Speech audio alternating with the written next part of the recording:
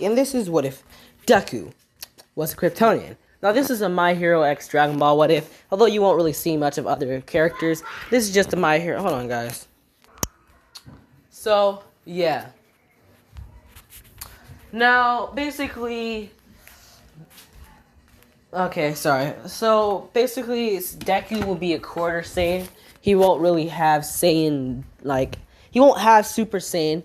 And he'll barely even have a Zenkai boost, although he still has the Zenkai boost. It's just that it's really watered down because, procreation with his family. Although someone in his family did a Saiyan, then that went down the line until he was basically, his Saiyan DNA was basically just watered down. Now, we're going to get into the destruction of Deku's planet, Krypton. So basically, Krypton was destroyed by a war from basically the Saiyans and Frieza.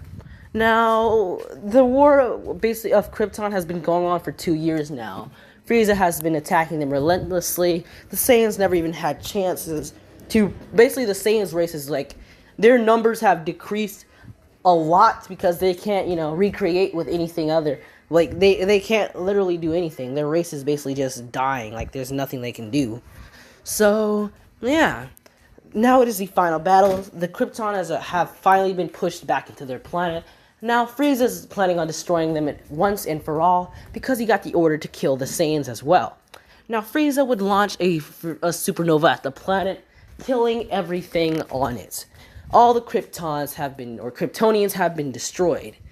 Now, this blast did destroy a lot of Frieza's men, and it did kill a lot of Saiyans. So, Bardock was just one of the lucky few to make it this far and to, escape that attack. Now he's looking at Frieza laugh maniacally as the planet below him is destroyed. Now it blew up as a lot of soldiers were flung back towards Frieza's ship. Now our boy Bardock is as he's looking at Frieza laugh at his destruction. Now all the Saiyans would be called back to planet Vegeta because Beerus did order him to destroy the Saiyan race. So... Bardock, being the smartest person in existence, grabs Kakarot, puts him in a pod, and sends him off before the planet's destruction. That is both Deku's and, I forgot, Deku was sent off the planet as well. Deku has, a power level of 100 when he was born. The reason why his power level wasn't able to be sensed by anyone was due to the amount of high power levels around the area, plus the technology that allows Kryptonians to lower power levels. And Deku is part of basically a royal family, so yeah. Yes, there are royalty. There are high families, there are nobles in the Kryptonian. I don't really know. Sorry, there are nobles in the Kryptonian race, so yeah. Now, Deku was sent off, he landed on Earth, Krypton was destroyed, so yeah. Now, Deku is 2 years older than, he's 1 year, he's 1 year older than Goku, with Goku actually being 14, with Deku being 15, and Bulma being 16. Deku landed at the Brief's residence, and he adopted the name, I'm gonna say he adopted the name Cal Briefs. So, yeah. When he crash landed in their backyard, Briefs came out and started to feel around the strange metal object that crashed in their backyard. He's feeling around and he's basically astonished. These materials aren't even on our periodic table. As he's feeling around and he sees that there's this rock. And he picks it up and it seems, it's kryptonite, sorry. So yeah. He moves it away as he takes the baby out of the pod. That was another reason. That's another way that the Kryptonians managed to lower the power level of Deku, because kryptonite lowers the power level. It's basically kryptonite's Kryptonian's weakness. So hold on, guys. So yeah, basically, kryptonite being the weakness of Kryptonians, it lowered Deku's power level, thus being another reason for him to escape. Now.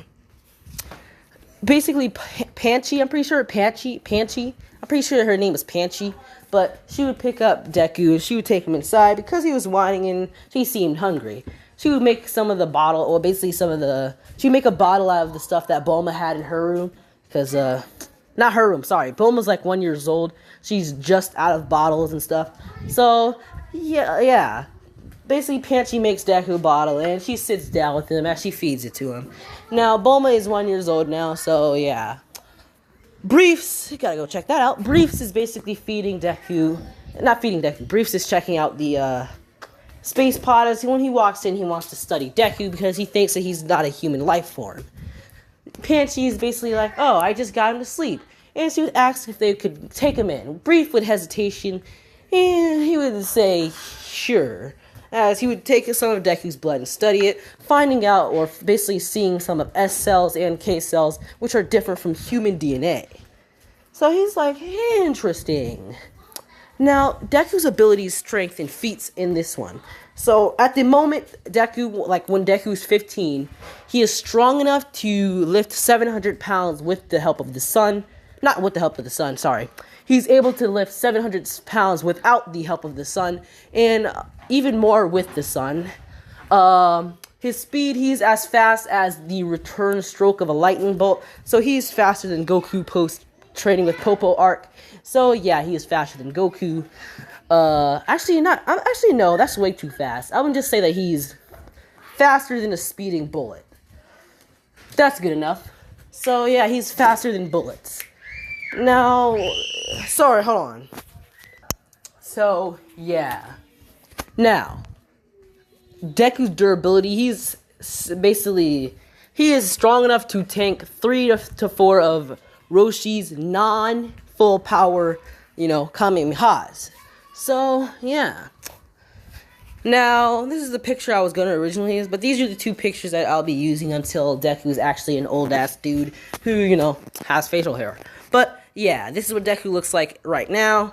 So, this is Superman's son, I'm pretty sure, but whatever. Now, Deku, he can use, he can't control his heat vision yet. So, that'll be turning on and off every time he's in heat. I'm sorry. That'll be turning on and off every time he's either basically angry, or B, we all have gone through it as teenagers. So, yeah. Now, his frost breath would be one of the easiest things to learn since you're just blowing cold air from your mouth. So, yeah. Now, let's get into the Dragon Ball arc, finally. Now, it is summer break for Deku and Bulma, as she says that she wants to go on an adventure and look for these magical orbs to wish for a boyfriend. Now, Deku would be looking at her like, Bulma, I thought you were smarter than this. As she would say, what do you mean? As Deku would say, you are literally going to look for a myth to wish for a boyfriend that might not even exist. And she's like, what does that mean? As Deku would say, Bulma, your standards are way too high. And no, it is not a Deku X Bulma. So get that out of your minds, you filthy animals. Deku and Bulma are sister and brother in this one, although Deku wouldn't know about his, not being part of the Briefs family. Bulma wouldn't know at the moment, but yeah. So, now we're gonna get into, a few months, basically a month or two after Bulma left, she would finally return, and she would tell Deku and her family about her adventures. So Deku was like, those things are actually real? How do I know that you're not lying and you're just, afraid to admit that I'm right? As she would say, whatever. As she would show a picture of her darling Yamcha. As Deku's like, that guy? He looks pathetic. As she would say, oh yeah, there's a tournament happening in a few months. You want to go? As Deku would be like, nah, I don't really feel like fighting. As she would say, there's money. And Deku, yeah, his eyes would open, like, huh? Now, Briefs is like, huh. Because he stopped giving Deku allowance because he found out he was spending it on nothing. So, yeah. Now, Briefs is like, do whatever you want, as he gets up and he walks off. Now, Deku's like, this so-called, how much prize money is there? As she would say, around 3 million. As Deku would be like, alright. As he gets up and he's like, I'm gonna, do some things. As he walks out of the room. Now, Deku walks into his special room, and he doesn't leave for a couple of months until the tournament arc. No, the tournament begins. So he finally exits his room, as Bulma would see that he's wearing just a tank top with some sweatpants, as he says, "Alright, let's go." Putting on his, basically a jacket, and she would say, "Did you take a shower?" As Deku would say, "Yeah, I took a shower. Let's just hurry up and get out of here." She would basically they would get in the car, and they would meet Yamcha along the way.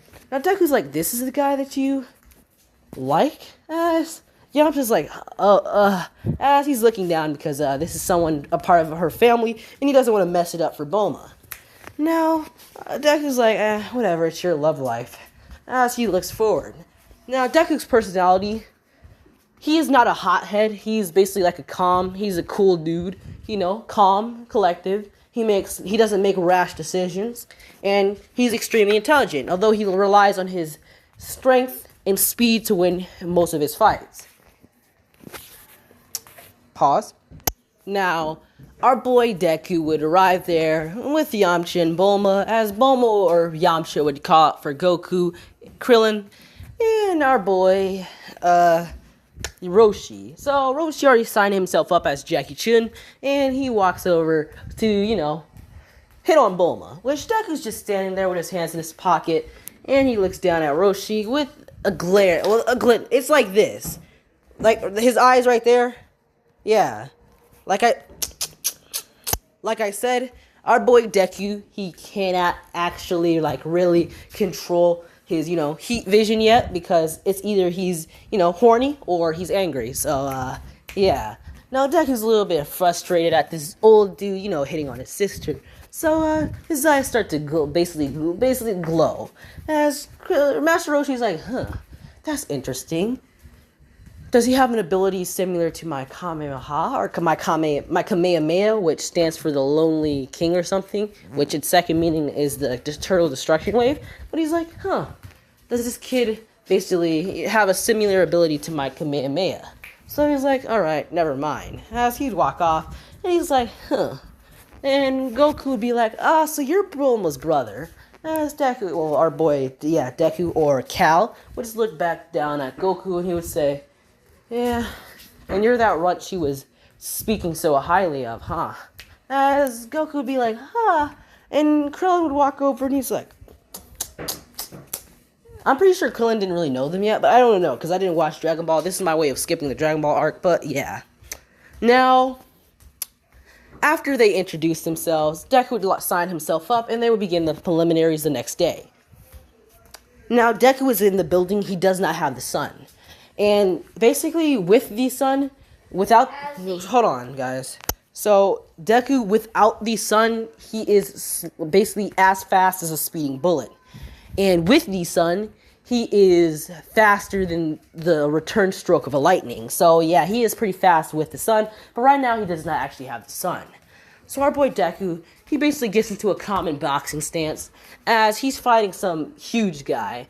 And then he's like, yo, kid, you might want to, basically give up. As he would start talking about how little Deku is. As he's like, Deku's height, he stands around he stands around like 5'7". So Deku is pretty tall. So the guy would rush at Deku, throwing a punch, as Deku would easily dodge it, and he would return with his own punch. Now, Deku would punch the guy, as the guy would fly basically towards the wall, breaking through it as he would be, laying on the ground outside. Now, Deku was like, that was pretty pathetic, as he starts to swing his hand around. And he would start throwing jabs as they're fast. And Roshi, who is disguised as Jackie Chun, he'd be looking at this. He's like, this kid, he's no joke. As he's looking at him, I don't really know where Goku learned the sense ki, but whatever. So Roshi's like, I can't take this one lightly, as he needs to win to teach or to show he needs to win to show Goku that there are always stronger people than him. Now, basically after Deku after Deku basically destroyed this guy, people just look at him, and a few of them just resign. As Deku's like, I guess it's going to be easier than I thought. And he puts his hands back into his pockets. No, basically the guy is like, alright. As the next fight would go on, Krillin would fight his childhood bully, and Roshi would fight his match, and Goku would fight his, with Yamcha fighting his. Now they all move on to the next match. So our boy Deku, he is now going up against Krillin. Now, Krillin, he doesn't fight that fat dude yet, because something else happens. Actually, no. I was gonna have Deku fight the Krillin, and the fat guy that was breathing with his disgusting ass breath into Krillin's face was gonna fight Yamcha, but I'm gonna keep it in relatively the same, with Yamcha facing off against Roshi, and our boy Krillin facing off against that huge ass dude with that disgusting ass beard. So yeah, now Roshi would defeat Yamcha, Krillin would defeat his opponent, and that one girl would lose to that one Indian looking dude. So those three would move on to their preliminaries, as the next fight would change, as it would be Goku versus Cal. Now, it would start to rain, and the sun would basically, be hidden behind the clouds, so Deku is relatively slower. I would say that Goku, he is fast enough to catch or deflect bullets. I'm pretty sure he is.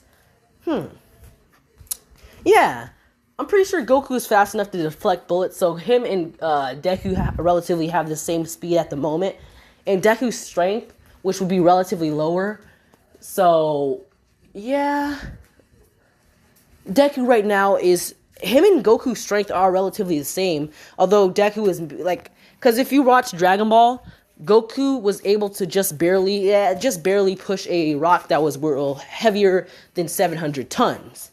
And Deku can lift a rock that is 700 tons without the, sun. So this is a pretty even match. Their speed and strength are relatively in the same spot, with Deku just being a little bit stronger. So our boy Deku's just looking at Goku as it basically starts to rain. Now Goku's just will basically get into a fighting type stance, as Deku gets into a boxing stance. I'm referring to him as Deku, but people in the Dragon Ball world call him Cal because that's his name. But I refer to him as Deku just to not confuse you guys. So Deku gets into a boxing stance as Goku gets into his fighting stance, as basically the proctor would say, we're gonna basically stop the match, as our boy Deku would say no. And the proctor would be like, oh, what?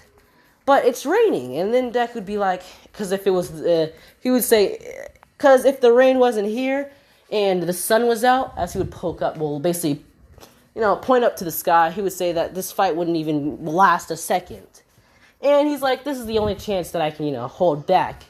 As he gets into a boxing stance, as the proctor's like, oh, okay, as he's like, wait a second, as he hands out, or they start to hand out umbrellas to people, as Bulma's like, he is cocky today. I mean, not cocky, but she would be like, he must be curious, because he normally doesn't give people chances like this. Which, our boy Jackie Chun, disguised as Roshi, would walk over and ask why he gave that statement about the sun, as she would say, oh, my brother, he gets stronger when he's in sunlight. As Roshi's like, Now, basically, Deku would start off the match with rushing at Goku, as he would throw a kick. Because Deku, he does study boxing, and he studies basically another martial arts, like karate or something. But yeah, he basically studies boxing. He would charge at Goku going for a kick, as Goku would just barely dodge it. Now, basically, Goku's basically dodging Deku and Goku are just confusing. During this fight, I'm gonna have to refer to him as Cal. So just know that Cal and Deku are basically the same person. So basically, Cal rushes at Goku, throwing a kick as Goku would dodge it, and he would go for a punch of his own. Now, Cal would block the punch as he would grab Goku by his arm, throwing him towards the edge of the arena. Now,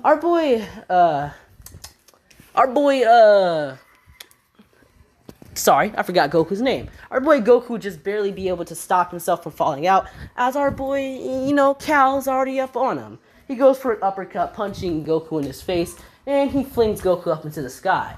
Now remember, Deku is strong enough to lift 700 tons, And I could say that he quite easily could throw a kid who's probably worth 99 to 120 pounds into the sky easily.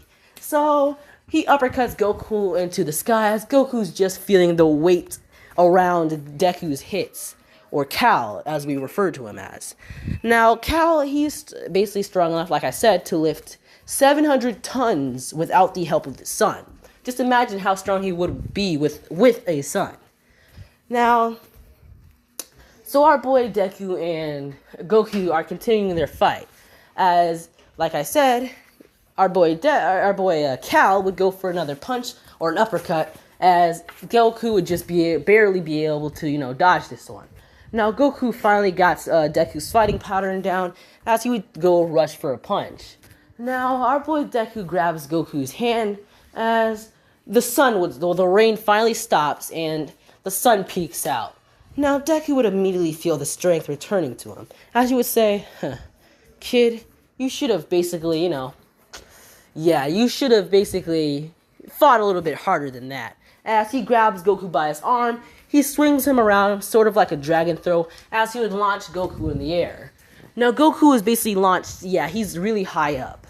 Now, Goku's basically falling back to the ground, as he would call Nimbus. And Nimbus would catch him, as our boy Deku, or Cal, would jump up towards the sky to go for a punch. Remember, this is a 14-year-old Deku, a 14-year-old Goku and a 15-year-old Deku, or Cal, if you refer to him.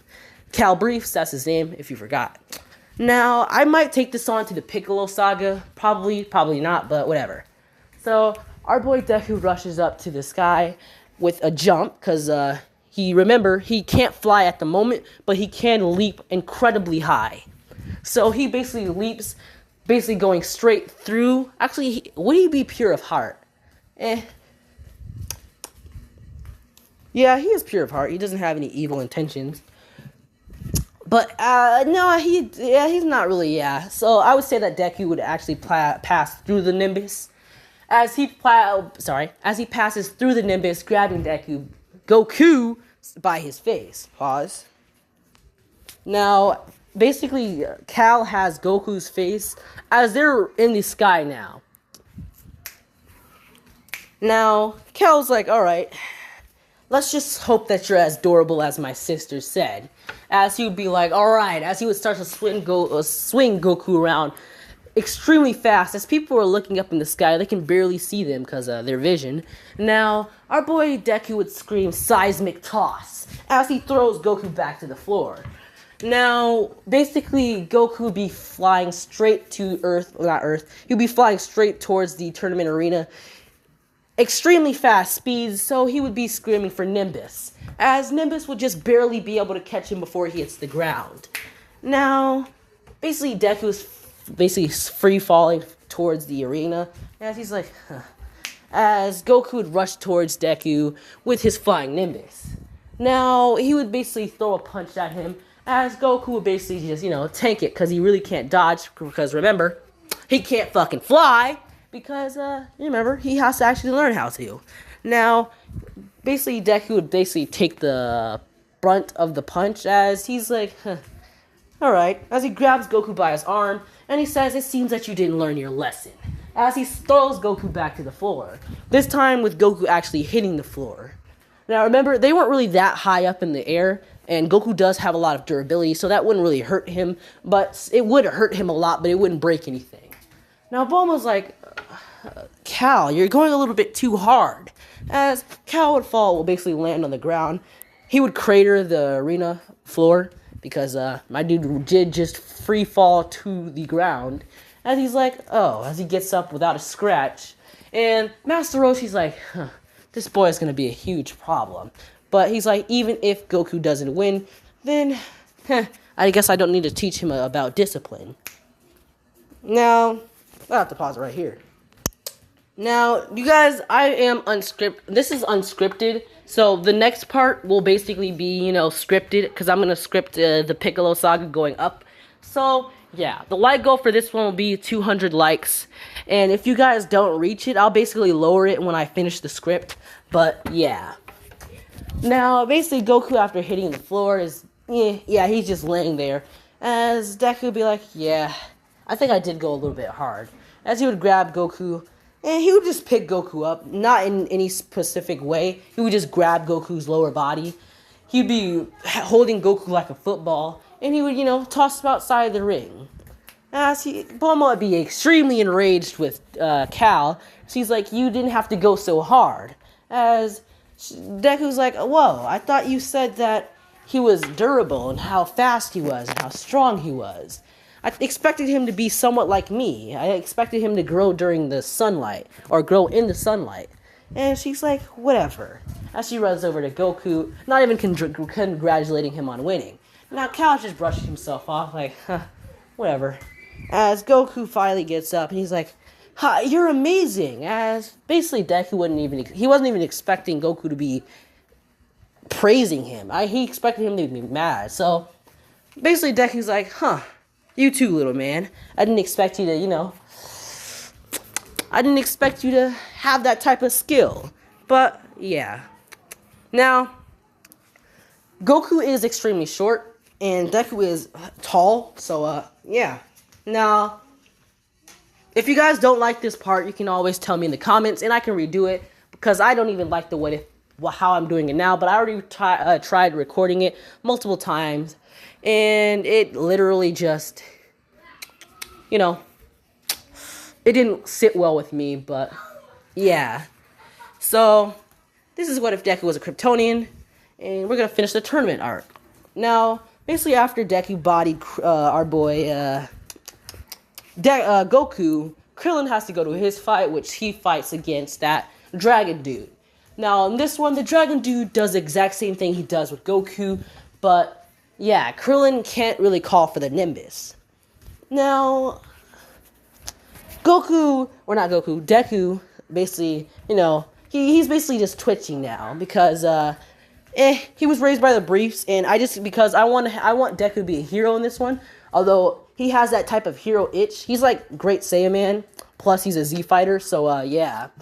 He would jump in the sky, and he would grab Krillin before he hits the floor. So, basically, the Reader Man would say, that is basically, illegal, and he would say that you're disqualified.